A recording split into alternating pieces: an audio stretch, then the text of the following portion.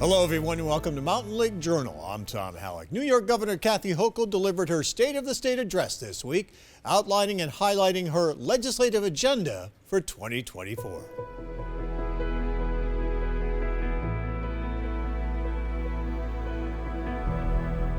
The state of New York is strong, stronger today than when I became governor 2 years ago. It's healthier, safer, more affordable. But with that said, the governor acknowledged that many New Yorkers don't feel that way, as they have felt the effects of inflation and how it's driven up the cost of living.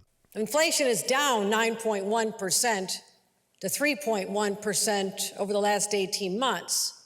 Paychecks are finally growing, and yet our neighbors are struggling to make a dollar go further. These are the reasons that I fight every day, to give New Yorkers a better shot at a better life.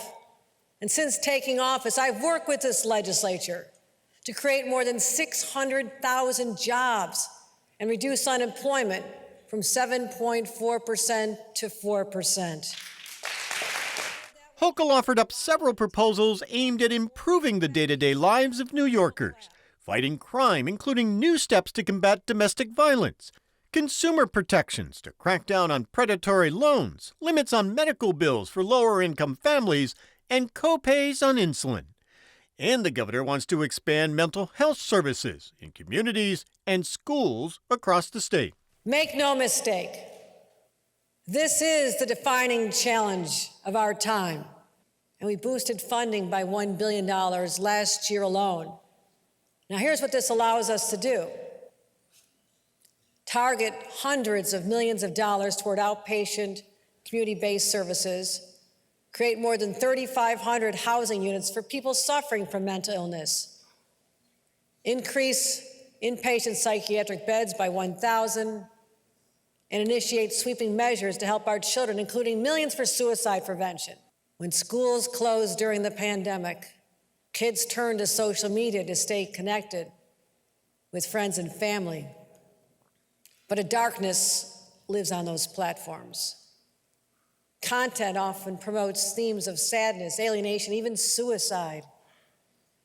The algorithms that make social media so addictive push that darkness onto young users. According to the CDC, 1 in 4 teens have considered suicide, double the figure just a decade ago. For teenage girls, the numbers is 1 in 3. That's why we're going to tackle the scourge of social media that has harmed so many young minds. We'll start with historic investments to make mental health services available to every single school-age child. And ensure that every school that wants a mental health clinic will get one. The governor also wants to improve reading skills and literacy among school-age kids.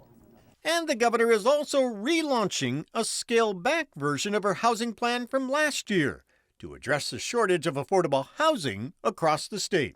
It's one of the forces driving people out of every corner of our state. And out-migration is a problem we need to talk about.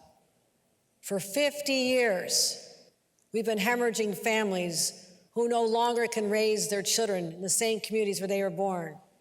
And this decline shows no sign of stopping. And so this year, the governor plans to drop mandates for local governments to meet certain quotas for new housing and is proposing incentives to help developers build more housing. In New York City, Hochul would like to see 500,000 new homes over the next decade. And Hochul is once again suggesting that state-owned sites, including former prisons, may be good places to build new housing. Today, I'm announcing a plan to expand on those efforts by developing on sites that are owned by state agencies, including former correctional facilities, areas near commuter rail stations, and underutilized SUNY properties. This initiative alone could create up to 15,000 new housing units. I know it's a good start, but it's not enough to fix our affordability crisis. So let's be honest with New Yorkers. The only thing that'll solve this problem is building hundreds and hundreds of thousands of homes.